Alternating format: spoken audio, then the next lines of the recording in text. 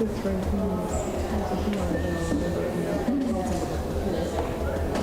the gracious and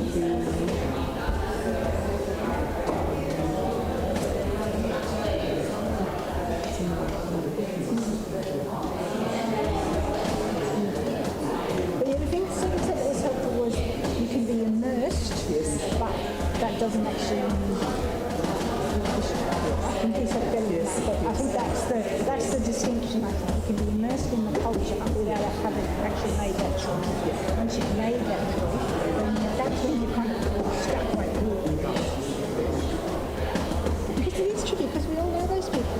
yes, we do. But they work with each other, and then suddenly they're not, and how does it work?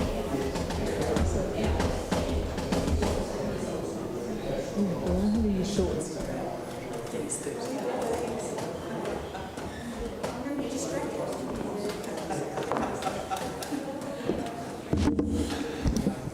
Okay. Welcome. If there's anyone visiting, you're very welcome. I do want to apologize for something. It's very warm, so I thought I could get away with wearing shorts, but I'm not necessarily sure I can. When I went to my first charge, so I was 24 years old. Imagine this, I'm a 24-year-old minister. I go up the Scottish Highlands, and there's this small congregation, but this elder lady comes, and she brings her grandson for the first time, and he was like 12 years old. And I'm meeting him at the door, and Johnny, I said, "What do you like, Johnny?" He says, "Oh, I like playing football." I said, "Well, come and see me sometime, we'll have a game." So this is my very first Sunday. The doorbell rings at 2 o'clock. Anna went to answer the door, and she came in, and she couldn't stop laughing. And I went to the door, and there's Johnny standing with his football boots saying, "Is the minister coming out to play?" So I said to him, "Johnny, I can't really do it on a Sunday here, but I tell you what, next Saturday, if you're up at 10 o'clock, we'll go to the pitch, and you and me, we're going to have a kick around and get a couple of your mates." So we did, and we used to do it every Saturday. And then there is a point to the story. Then one Saturday, he said, "My mum wants you to come back for lunch." So I said, "Oh, that's all right." His mum had never come near the church. So I said, "I'll go back for lunch." Anyway, as we're walking in the door, he says to me, "My mum says you've got sexy legs." And I could not believe it. And I went in, and the mother was there, absolutely bright red. And I said to her, "You'll have to come to church now, otherwise I'm going to tell that story." So she came, and she was converted. She's still there in the church. And funny, it was just, I thought, well, the Lord uses all different kinds of means. But anyway, we are here to worship God, and it is our privilege and our pleasure to do so. And we're going to begin by singing the song, "Only a Holy God." Let's stand and sing this.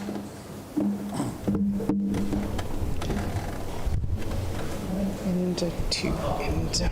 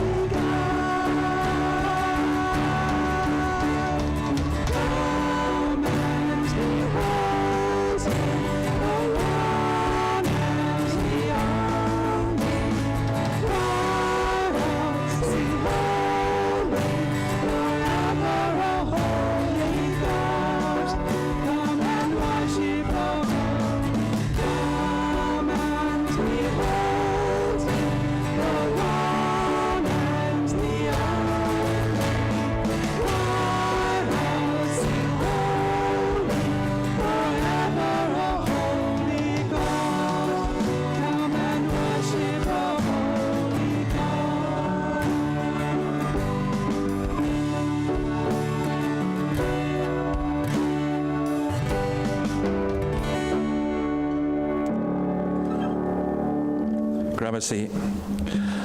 That's a song by City of Light, and I listened to a podcast this week about City of Light, and if anyone is interested in that, let me know and I'll send you the link. It was utterly fascinating, and I was so fascinated I wrote to them and said, you need to come to Scots. So we'll see. We're not exactly a mega venue, but we'll see. Pray that happens. Let's pray. Lord, we thank you that we can come to you. We thank you that though you are a holy God, yet you have made a way for us sinful people to come into your presence. We thank you that you are the God who rescues us from our failings, and they are many. We thank you that you're the God who delivers us from our sins. We thank you, O Lord, that you grant energy and renewal to those who are weary and worn. And we bless you, O God, that in the midst of a world of violence and ugliness, you provide peace and beauty, and grant that you would do so even as we worship you now. In your name, amen. I've forgotten what we're singing next. How great is our God? Yeah, okay. We are going to be singing, it's a well-known song again, How Great is Our God. Let's stand and sing this.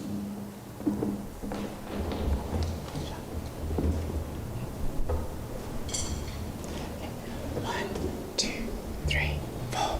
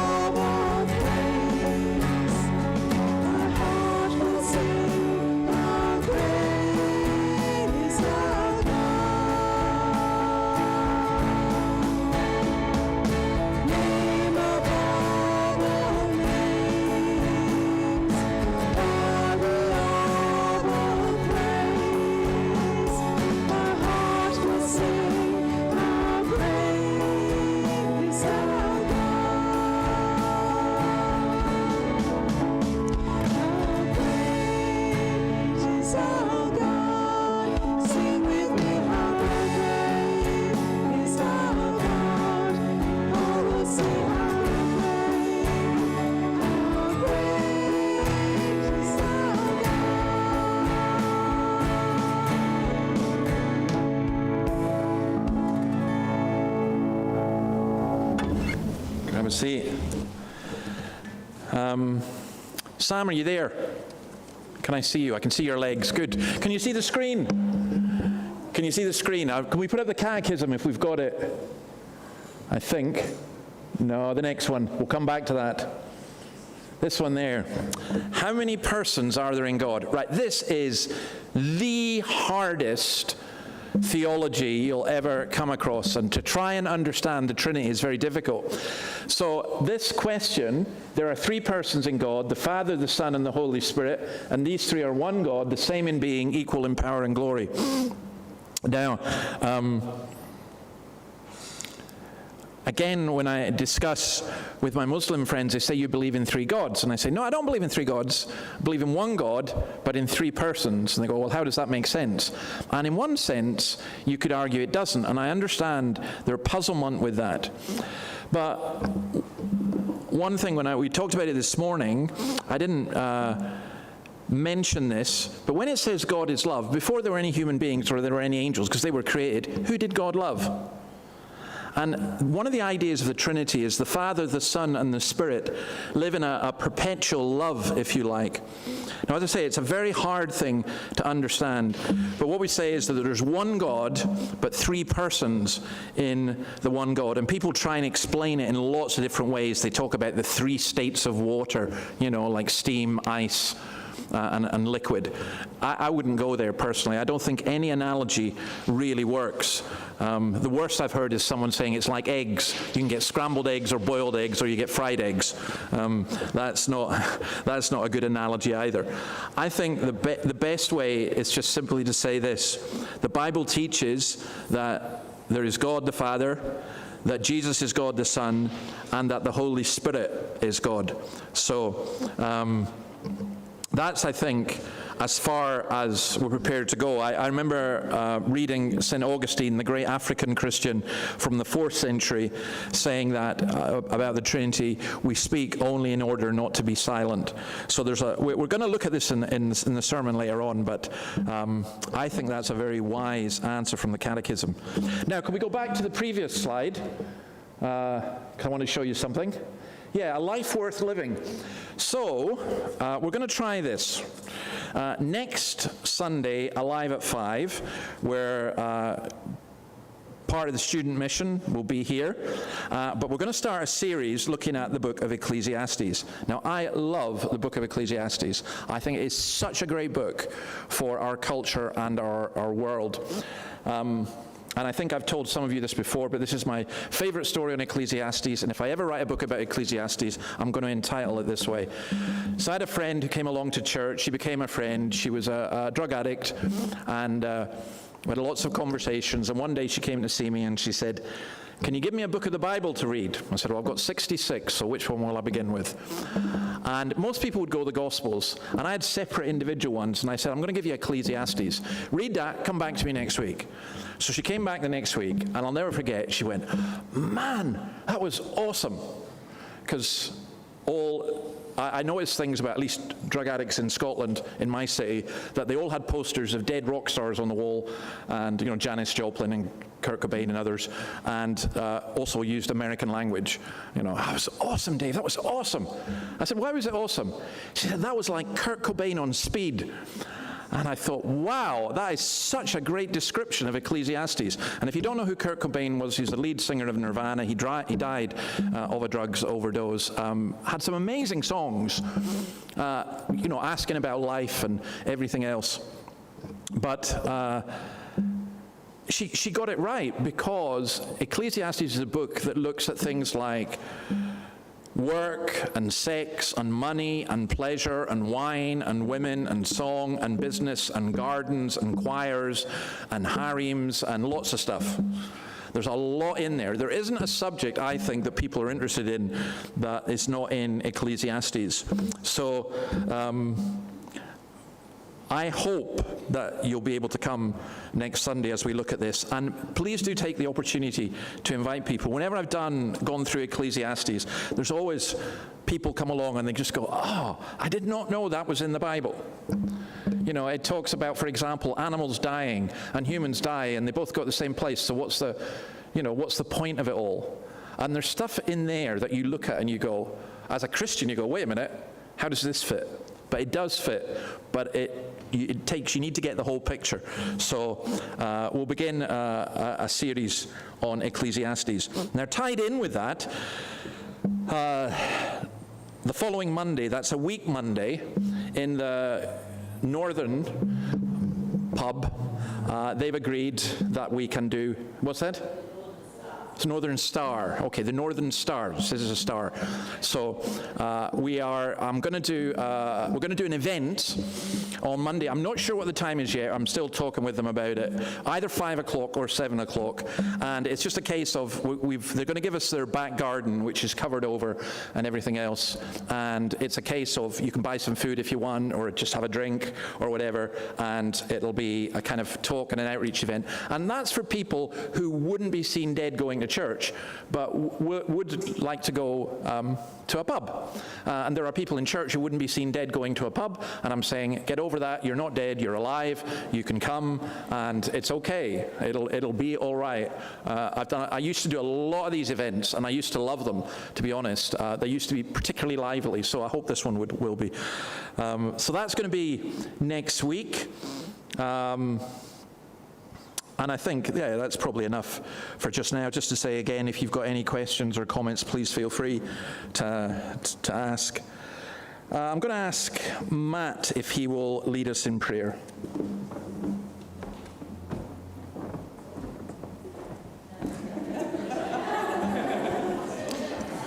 Why don't you look after the door?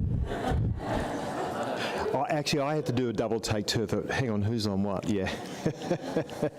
But you're welcome to. Let's pray. Father in heaven, we thank you for sending your Son to be the Saviour of the world. We thank you that he came full of the Holy Spirit, speaking the words of eternal life.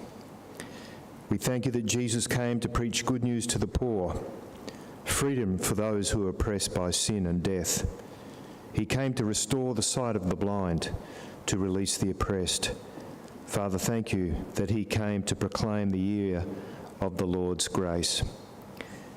Father, work in us by your Spirit that we might continue as faithful servants of our Lord Jesus, building our life on his word, setting our hearts on things above, not on earthly things. Father, help us to put to death those things that belong to our earthly nature, so that you will be glorified and we might enjoy being the children of God, standing firm in the freedom that Jesus has purchased for us. And Father, forgive us that our faith is weak. Forgive us that we have been complacent, that we have trusted in worldly things, that we've put idols in front of our eyes and we have forgot about you. Lord, have mercy on us, we pray. But we remember also that blessed is the one whose hope is in you, that in you is forgiveness, in you is grace and mercy. Father, we live in a lost and broken world. Be with us, we pray.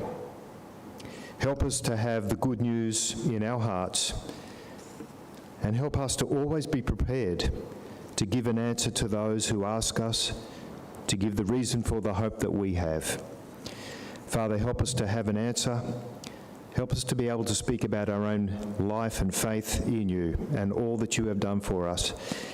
And we pray that your Holy Spirit would be working in our hearts and all the streets of this city, that others might be asking themselves tonight, how can I know the living God?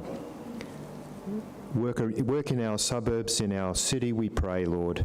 And these prayers we bring in the name of the Father, the Son, and the Holy Spirit, one God. Amen.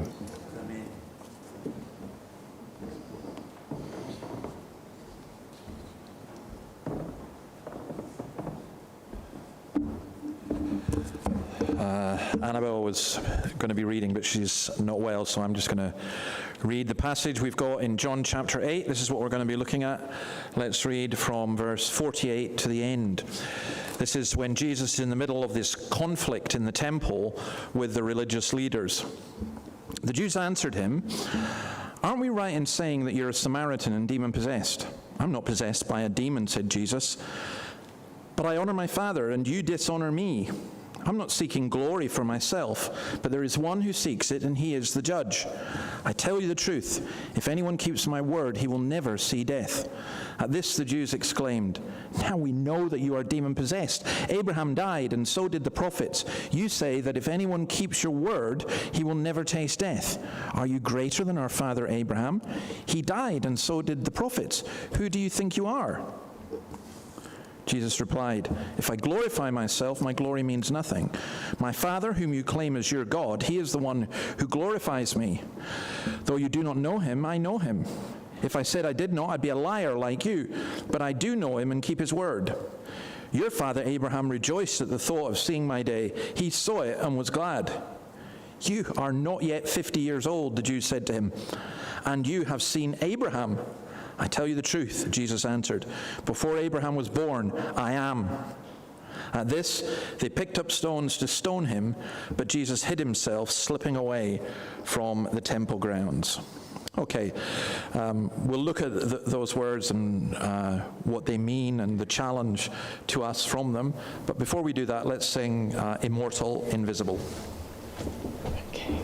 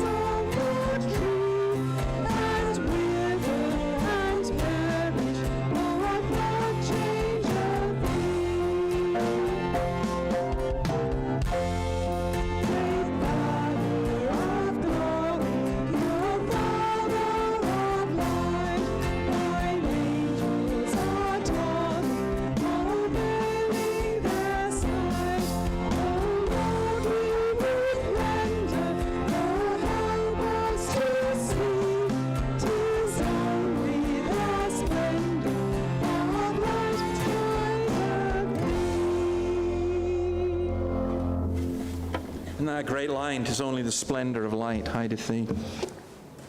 Okay, let's turn to this passage.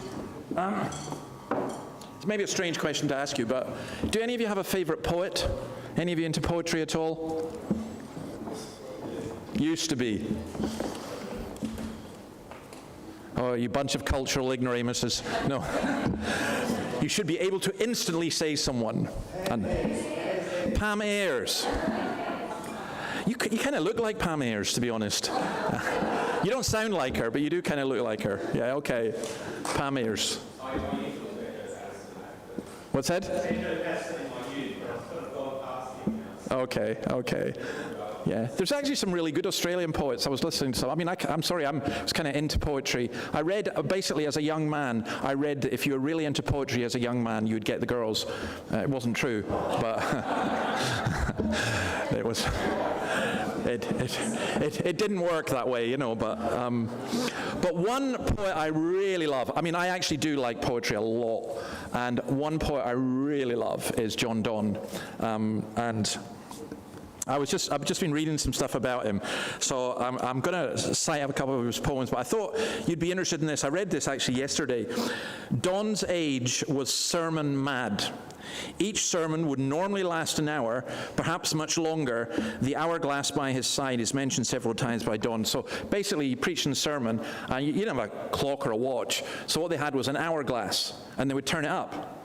And then when he got to the end, sometimes they would turn it over again, and you can imagine the dismay in the congregation. But apparently not. People would sometimes attend 2 or even 3 a day, hanging on to the preacher's words and dissecting them at length afterwards, as I know you all do. That was me, not Don. They expected to have sermons at banquets and city feasts, which the frivolous thought was too much. Interesting, isn't it? I remember going to a church once and they said, please don't preach beyond 10 minutes. I said, you are kidding me. Amazing. Anyway, there's a great poem by Don that, just let me read this to you because you'll see why it's connected with what we're doing. Batter my heart, three-person God, for you as yet but knock, breathe, shine, and seek to mend, that I may rise and stand, o'erthrow me and bend, your force to break, blow, burn, and make me new. I, like a usurped town to another Jew, labored to admit you, but oh, to no end. Reason, your viceroy in me should defend, but is captive and proves weak or untrue. Yet dearly I love you, and would be loved fain, but am betrothed unto your enemy. Divorce me, untie, or break that knot again. Take me to you, imprison me, for I except you enthrall me, shall never be free, nor ever chaste, except you ravish me. Very, very powerful imagery, but batter my heart, three-person God. Because Don knew that Christianity wasn't just a matter of accepting doctrine, it was a matter of understanding and feeling and so on. If Christianity was just a matter of accepting doctrine, by the way, you could do an AI program that would just get people to, computers would become Christians. But we're more than computers. We're spiritual beings. We're human beings. And I think that it's very important for us to grasp that. So here, in the situation we're in, the Pharisees are reacting to Jesus saying they didn't know God, and they're not happy. So verses 48 to 51, they say this: you are a Samaritan, and you're demon-possessed. Now, a Samaritan, to be honest, that was just a racist comment. A Samaritan was an enemy of Israel and a heretic. And here's the irony. Here's the Son of God being branded a heretic. And then they're saying, worse than that, they're saying you're demon-possessed.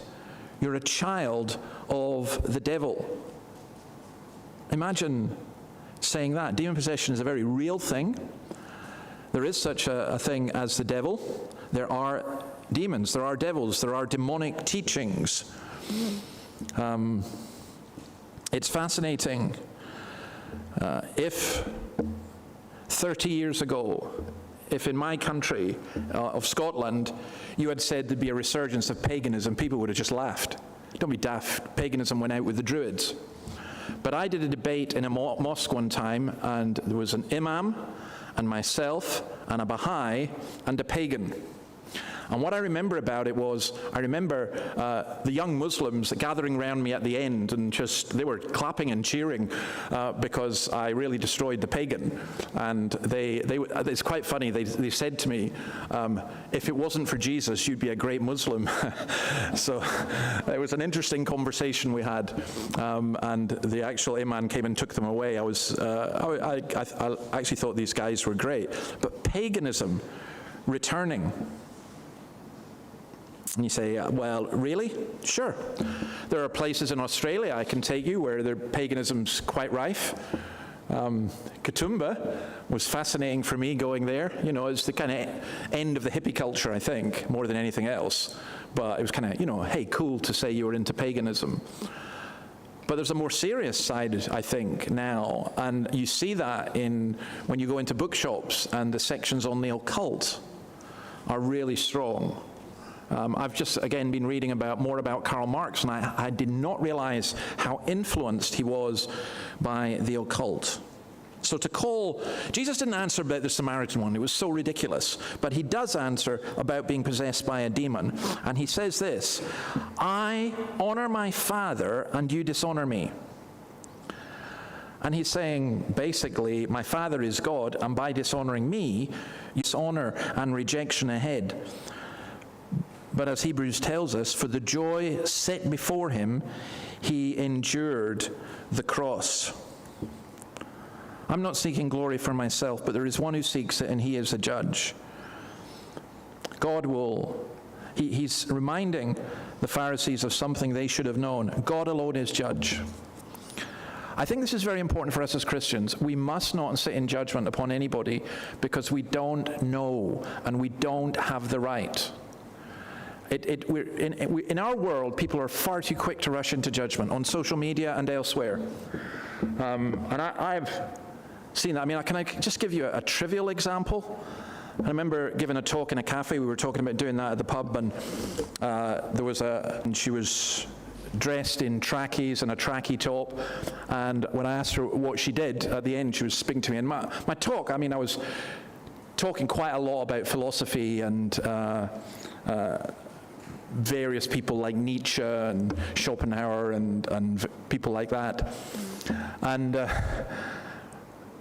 when she spoke to me at the door, I kind of judged her by her appearance. She was in trackies. I said, what do you do? She said, I'm a kickbox instructor. And I thought, yeah, that fits, And she said, I'm here because one of the ladies in your congregation, I teach to kickbox, which really surprised me that this older lady, was doing kickboxing. And so I was, okay. And I said, how did you get on with the talk? And she looked at me and she said, I'll not say exactly what she said, it was in a broad Scottish accent, but she said, I don't like that Nietzsche. I prefer Schopenhauer. And I looked and said, how do you know these guys? She said, I studied philosophy at university. I said, what, as a student? No, she said, I'm just an ordinary working person, but I wanted to find out things and find out more. And she was just mega smart and had, and I learned a lesson. Don't judge people. Now that's by how people look, but also you may hear about people's behavior. You may hear that someone has committed a dreadful crime, and you may think, well, they're a real scumbag, but they might not be. There may be someone else, and you think, wow, they're a kind of leader of the community. And then you discover what's going on in their lives, and it can shatter you. So we don't make judgments. God alone is the judge. I've mentioned this before, but there's a wonderful documentary called How to Get to Heaven in Montana. And one of the old Amish on that, there's a split in the community, and he's asked by the BBC reporter, how do you think this split is going to be resolved? He said, I don't know. Do you worry about it? No. Why should I worry? I leave it to God. He alone is the judge. There is one who is the judge, not me. And I thought, good for you. That's it. There is one who is the judge. I can't sit in judgment upon people, not least because I've got the sins of my own heart to deal with, but also because I don't know. I just don't know who they are. I don't know what their circumstances are. I don't know what happened. And that's not to say you don't have opinions. It's not to say you shouldn't be discerning, but there is one who is the judge. And then Jesus says this, obey my word and you will never taste death. I tell you the truth, if anyone keeps my word, he'll never see death. By the way, again, I've repeated this many times, but when you get Christians, you say, just give me the simple teaching of Jesus. The teaching of Jesus is anything but simple. It really isn't. If you try and reduce it to a formula, you're going to be in huge trouble. Actually, the teaching of the Old Testament is a lot simpler than the teaching of Jesus. This is incredibly profound. You'll never see death. Now, what he's doing what you often do. Nowadays on the internet, we'd call it trolling. He's going for them. He's winding them up. He knows what the reaction's going to be. So, verses 50 to 53. Who do you think you are? Now we know you're demon-possessed. You've just given proof. Abraham died. Abraham and the prophets died. Well, Zechariah chapter 1, verse 5 says this. Your fathers, where are they? And the prophets, do they live forever? No, the prophets all died. So how can you say you shall never see death?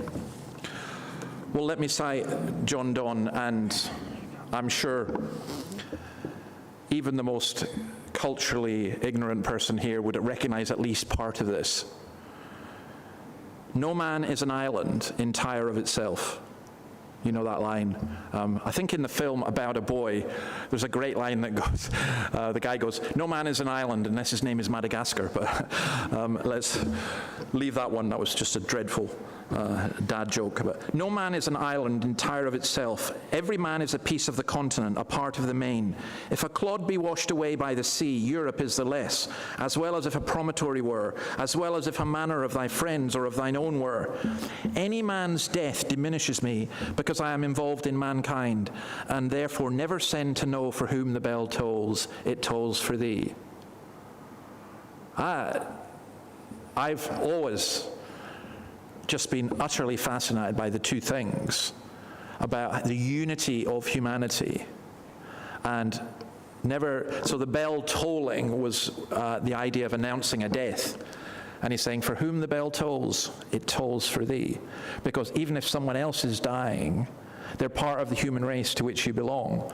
So that's why, for me, all day I've been thinking about the 20-year-old who was stabbed in Bowman Street this morning and murdered.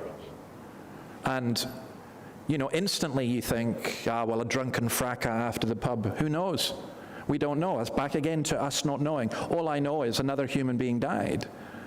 And that's a loss to any community. It's a loss. So when they accuse him, they're saying, who do you think you are? Surely everyone dies. Surely Christians die. Jesus says, if anyone keeps my word, he'll never see death. Well, if you take that literally, what are you saying? You're saying if you become a Christian, you'll never die. Well, the graveyard's full of Christians who die. And I fully expect to die. So is Jesus lying? No, he's not. To taste death. Now, for the Christian, and this is so important, it's not really death. Back in John chapter 3, we were told, if we believe in Christ, we have eternal life, and we have it now. There's a sermon by a man called Thomas Brooks, one of the Puritans, entitled, The Christian's Day of Death is the Best Day of Their Life. And Nancy Guthrie has a wonderful book along that line as well. Nancy's a lovely American Bible teacher. And that sermon is an incredibly powerful sermon. And I just want to cite you just a couple of things within it, because I want to contrast something that's, to me, is becoming more and more prevalent. I think our society is a culture of death. I think we glorify death. I think we don't know what to do with death. I think we see death as a way out. You don't want a child, get rid of it. You don't want an elderly person, disabled person, burden on the economy, enemy soldiers, whatever. And sadly, much, much, much too often, we give the impression to people that the best way out of your problems is death. But Christianity, although we talk about death, we're not a culture of death, we're a culture of life, especially arising from death. And for the Christian, let me just say this, and I'm paraphrasing Brooks. He gives certain advantages that we have, that why our dying day is better than your birthday. When you're born, people celebrate. You celebrate your birthday all the time. Now, imagine you could see into the future and you knew when your day of death was. We thank God that we don't. But imagine if you did, would you celebrate the day of your coming death? Well, I have to say this, as a Christian for many, many, many years, I was very afraid of death. I knew I shouldn't be, but it doesn't matter when you know something that you shouldn't and you still are, and I was. And it was only when I came very near to death that that kind of fear kind of got removed. And Brooks talks about the great advantages. When a Christian dies, this is what happens. First of all, you have a change of environment, a change of place. You're going to a much better place. We use that far too cliched, but that's true. You have a change of company. In other words, there's no one going to betray you, no one going to attack you, no one going to abuse you, no one going to oppress you. You have a change of employment. Some of you, that will be an enormous relief. As I keep saying, there are no doctors in heaven. There are lots of artists, and there are lots of musicians, by the way, so you guys will be in a job. But others of you, psychiatrists, you'll be out, sorry. But, you know, what I love about that is, you know, for many of us, work is good and it's dignifying, but it's also hard. You know, it's all so hard. And sometimes it's hard graft, and sometimes it's weeping, and sometimes it's groaning. And Brooks says there's going to be a change of employment. In other words, you're going to have a job that you'll always permanently enjoy and never get tired from, which is just a beautiful idea. Then says there's a change of enjoyment. And in particular, he says, you will have a clearer enjoyment of God, because now we see through a glass darkly, then we shall have a complete enjoyment. We shall know as we are fully known. And it's a more permanent enjoyment. All our enjoyments in this life, have you noticed this? How transient they are. So, and that includes the spiritual things. So, you can have a great meal. We were up in Hunter Valley, and we went to a place in Morpeth, which I still find amazing that somewhere in Northumberland, where my father came from, is in the middle of wildest Australia. Well, maybe Hunter Valley is not wildest Australia, but you know what I mean, rural Australia. So we were in Morpeth, and we went to this place that looked like a tin shack, and the food was absolutely marvelous. And I wish I could have, you know, for me it was a taste of heaven, and I just thought, right, definitely going back there. But I'm not telling you a lot about it, because I don't want it to be swamped. But the enjoyment of it is gone the next day. You know, and people, you know, let's be honest, you know, sex is enjoyable, but the enjoyment of it is gone. Music is enjoyable, but the enjoyment of it can go. I mean, it can linger in the memory, but so many things that we enjoy are gone. And Brooks says, no, our enjoyment, I mean, you can have a service where you go, oh my goodness. I mean, I remember services, and I think, to me, they were like a taste of heaven. And in fact, one in particular, I came out, and I never ever wanted to die until that point. And at that point, I said, Lord, please, I want to die not for a bad reason. I just want this to continue forever. I want to be with you forever. And it's like the Lord says, no, go back. You've got plenty to do yet. You know, but when a Christian dies, yes, mourn for death, mourn for those who are left behind, but actually don't mourn for them, because they are in a much, much better place. Brooks says that death is an end to all external and internal changes. And I love that thought, because change and decay, and all around I see everything changes. Relationships change, families change, work changes, everything changes. Sometimes it changes for better, often it will change for worse.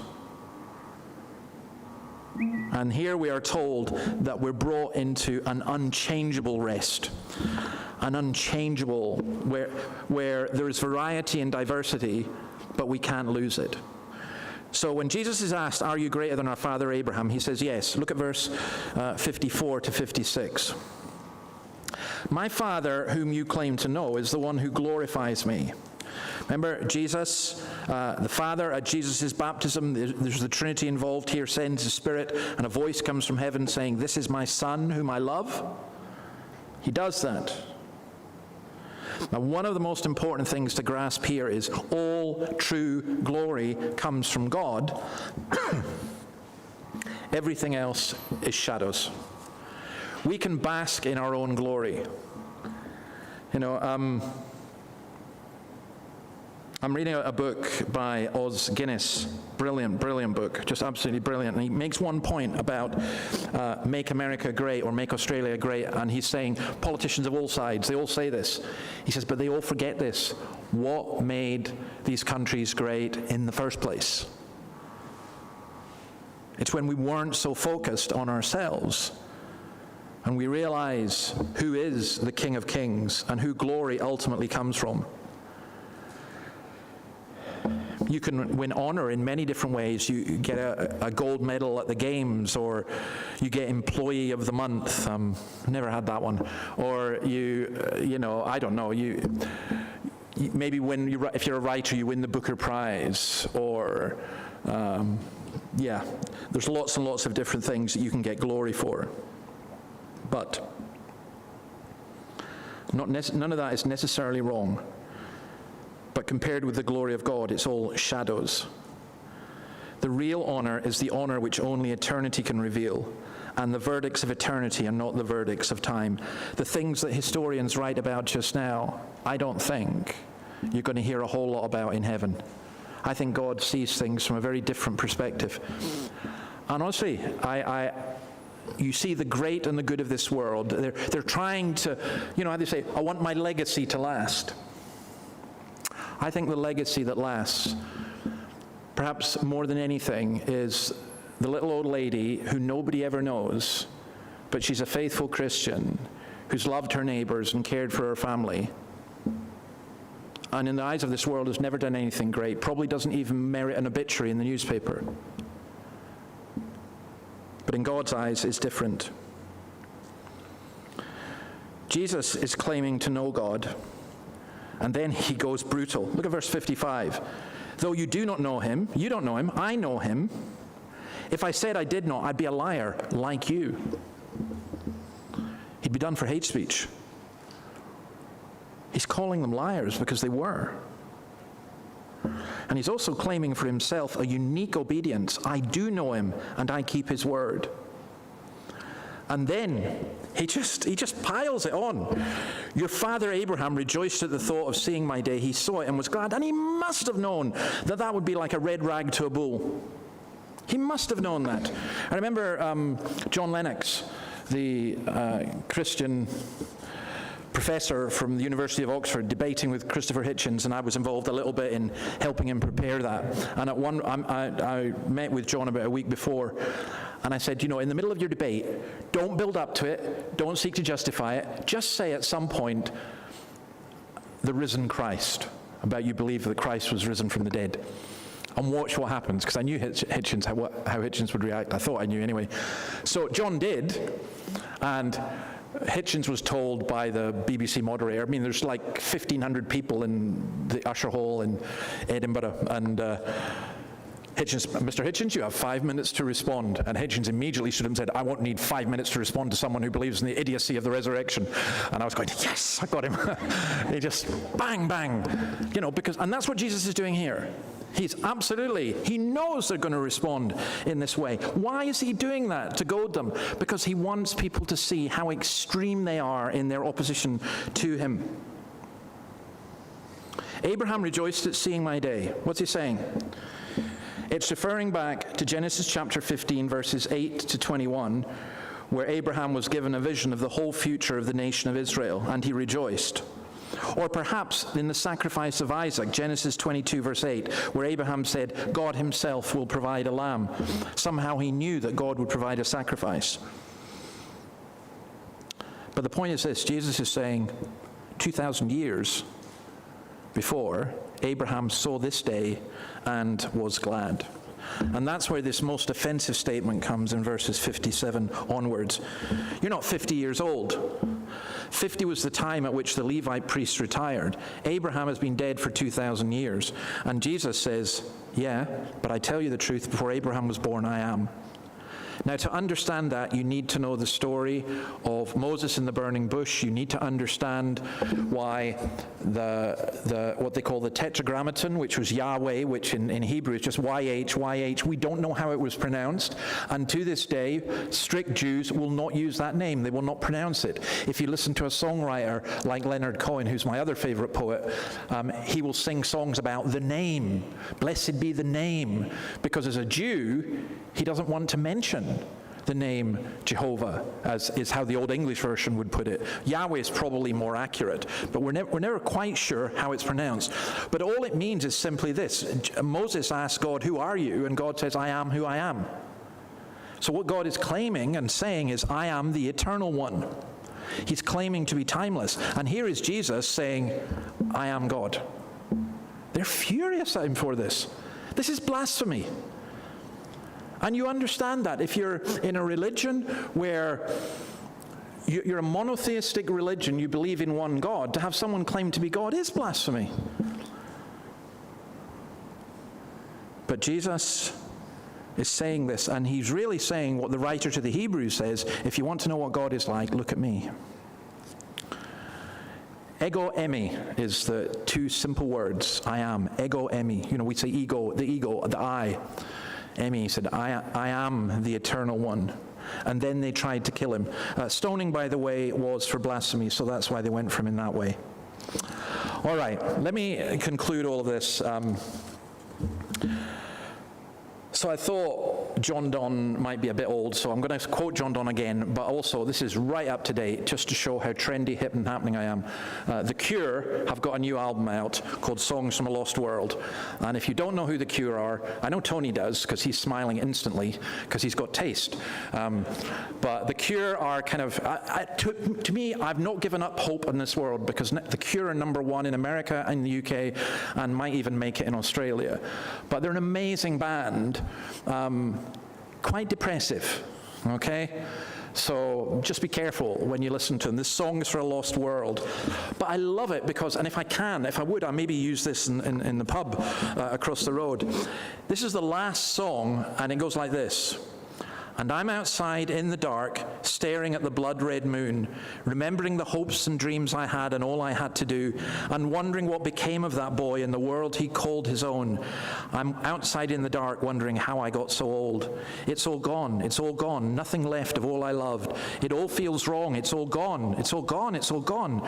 No hopes, no dreams, no world, no, I don't belong here anymore. It's all gone. It's all gone. I will lose myself in time.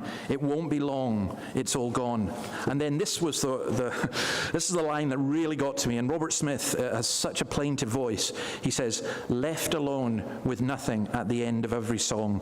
Left alone with nothing at the end of every song. Left alone with nothing, nothing, nothing, nothing." I think that's honest. I think that's honest. I love it for its honesty. And I think it indicates the despair that many people feel. There's a song, but at the end of it, there's nothing.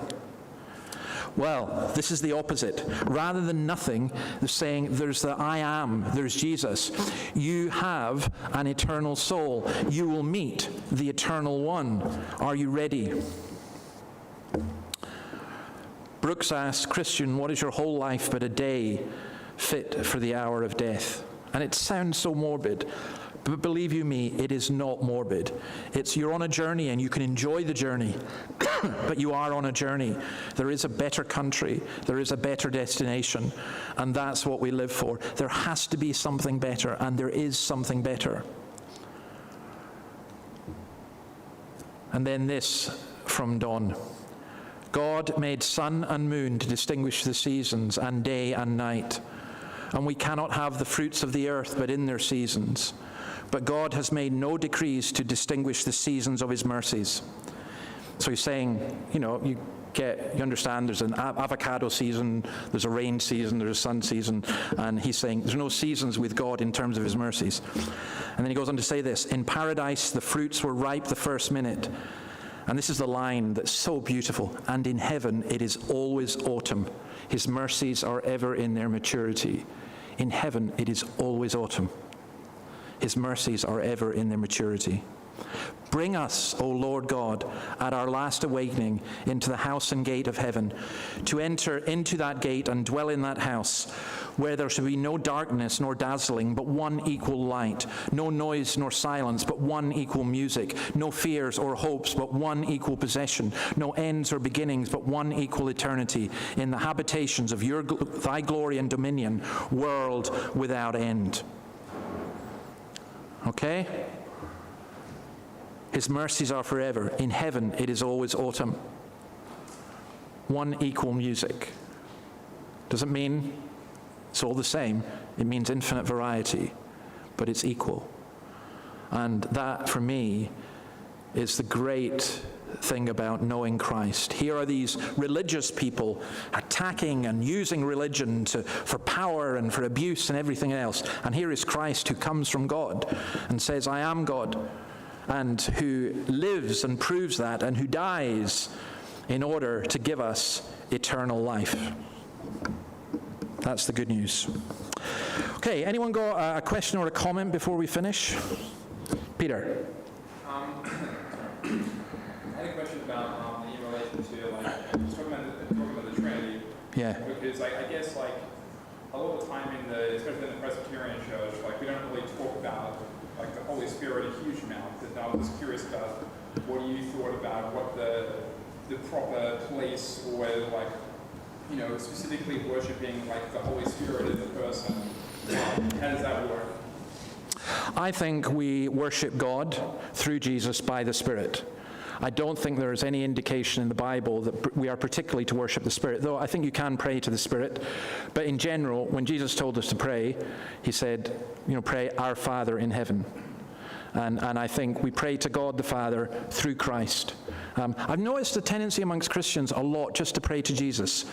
And I think that's a bit unwise.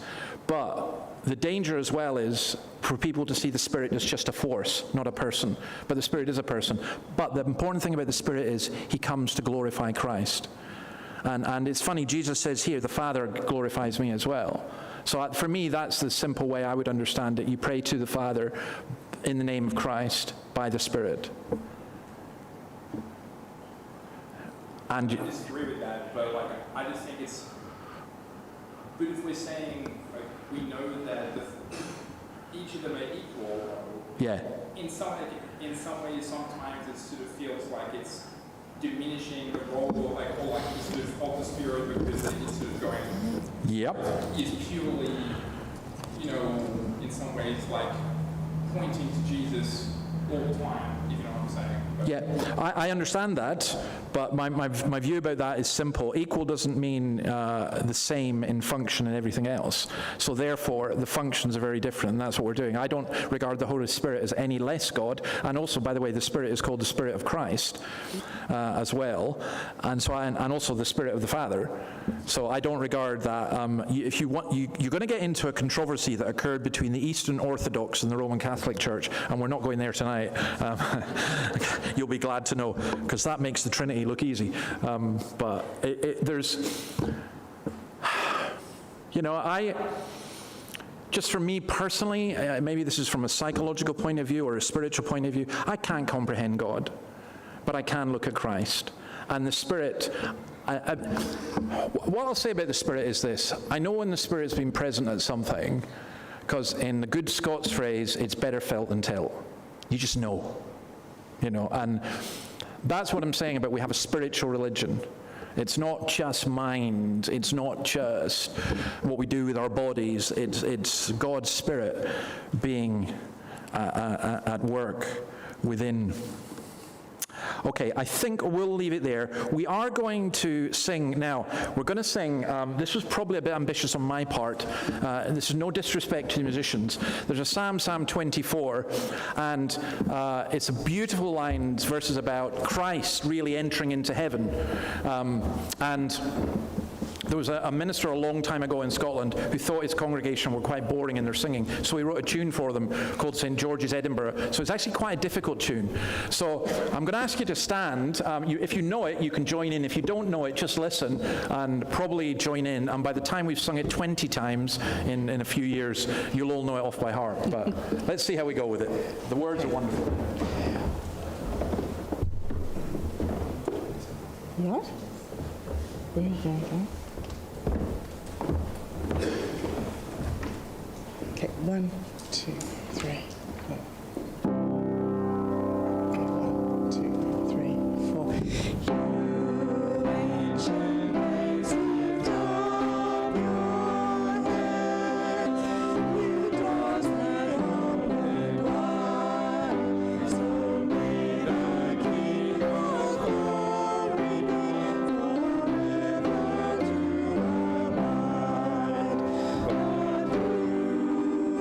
Is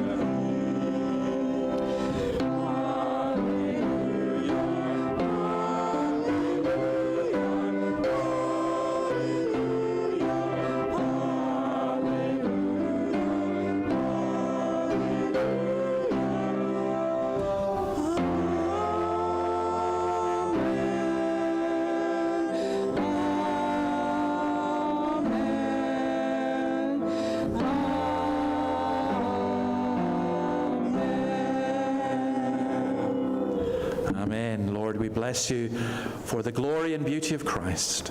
May we know the Eternal One. May we have eternal life. In your name, amen. That's great, and thanks, guys, for that. Four-part harmonies are all, you need to learn all four-part harmonies. Then you'll sound like the angels.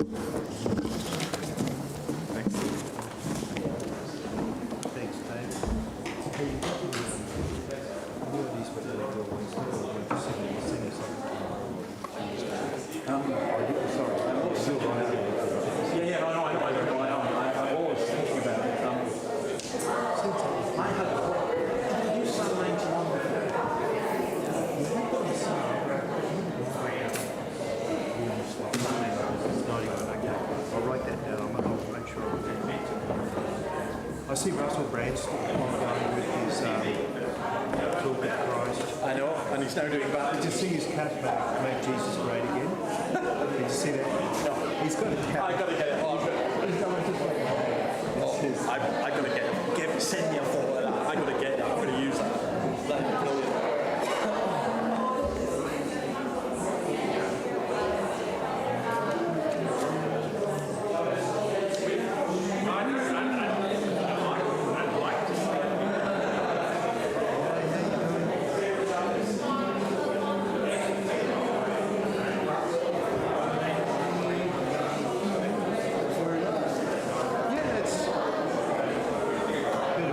Singing's good.